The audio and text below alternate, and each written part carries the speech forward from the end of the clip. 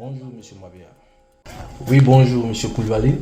Ravi de vous rencontrer ce matin. Bien, ravi également de vous rencontrer ce matin et ravi d'être en présence de vous pour vous poser quelques questions et aussi permettre à certaines personnes de comprendre certaines réalités de la vie, car votre histoire est très inspirante et autres.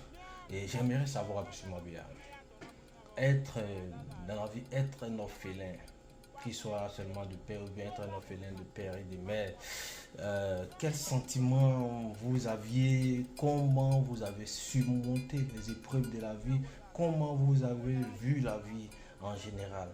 Car j'espère que cela n'a pas été facile, mais j'aimerais que vous nous expliquiez un peu ce matin pour que certaines personnes qui sont dans le désespoir puissent comprendre vraiment la réalité et comment vous avez surmonté les épreuves jusqu'à ce niveau aujourd'hui. C'est vrai, vous n'êtes pas une personne riche, mais vous arrivez aussi à aider des personnes avec la situation de vie passée. Vraiment, c'est pour cette raison que je suis là ce matin. Attendez le nom déjà Mabia, quand vous attendez mon nom Mabia, déjà, ce qui signifie que j'ai prié.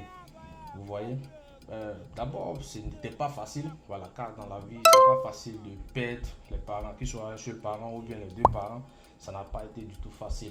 Vous voyez, c'était comme si le monde me tombait là-dessus et j'étais dans l'obscurité totale. Je ne voyais pas, mais il a fallu des personnes pour me guider. Et il y a des personnes aussi que je n'oublierai pas. Ces personnes-là qui m'ont toujours motivé au moment où j'ai voulu tout abandonner, ces personnes m'ont motivé. Et aujourd'hui, je dirais que oui, ça va bien car j'ai essayé de soigner toutes les blessures. Et là, ça va. Car aujourd'hui, je vis en famille, j'ai ma famille, ma petite famille, là, tout bouge bien.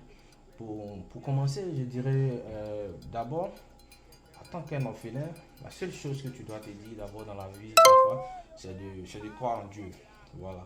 C'est de croire en Dieu. Dire, ah, Dieu, je suis ton enfant, je suis à toi. Car je n'ai personne d'autre à part toi.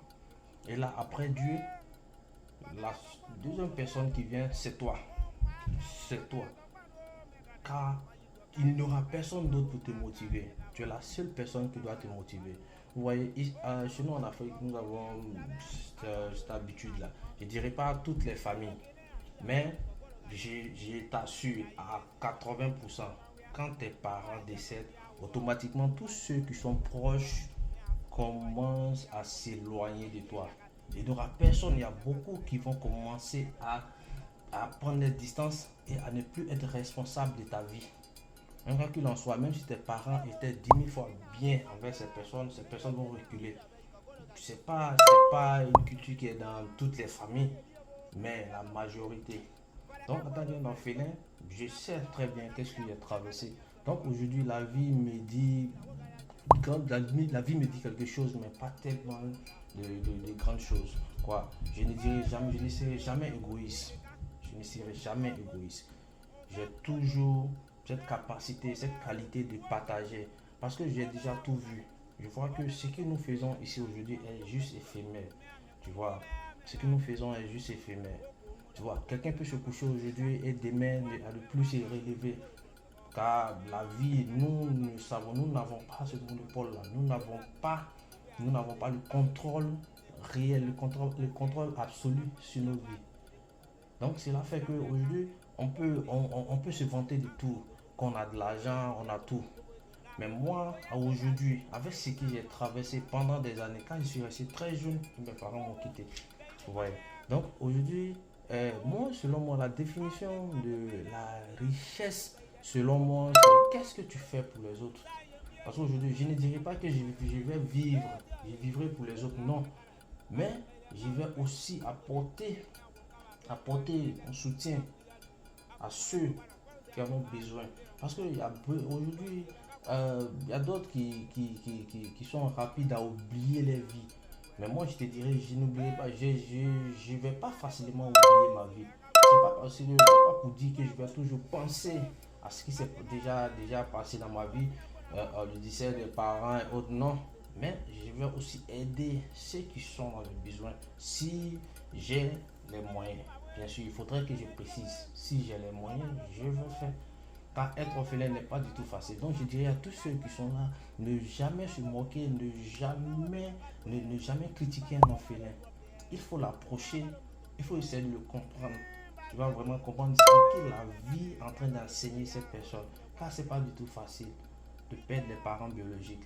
Tu vas rencontrer des personnes qui vont pouvoir t'aider. Il y a des personnes qui viendront, qui vont essayer, car toujours nous avons dit, il y a toujours des anges qui sont là pour ça. Dieu a toujours un plan pour chacun de nous. Mais il faut toujours approcher ces personnes pour les comprendre. Car c'est pas la vie qu'ils sont en train de traverser n'est pas du tout facile. C'était un peu le message que j'avais. Il faut toujours soutenir les orphelins. Il faut soutenir les orphelins. Car ce qui les arrive aujourd'hui, ce n'est pas leur choix. Mais ça les a été imposé par la vie. C'est la loi de la nature. On ne pouvait rien faire pour éviter cela. Mais du moment où c'est arrivé, il faut les encourager, il faut les motiver, il faut les faire sentir que la vie existe, même à part sans les parents, et ils pourront réussir. Je te remercie, M. Mabea, car aujourd'hui, vraiment, il a fallu ce moment. Parce qu'il y a beaucoup qui sont dans les situations de vie vraiment qui n'ont plus d'espoir. Mais je sais qu'avec ton soutien, avec le message, ils comprendront réellement que la vie n'est pas finie pour eux. Car ils ont encore de l'espoir pour y arriver. Avec, on l'a bien dit, c'est que la détermination, le courage également peut les amener à obtenir ce qu'ils veulent. Et je t'encourage toujours à aller de l'avant, à toujours avoir ce cœur que tu as, à toujours aider ceux qui sont dans les besoins avec ce que tu as. Oui, pour moi, et merci.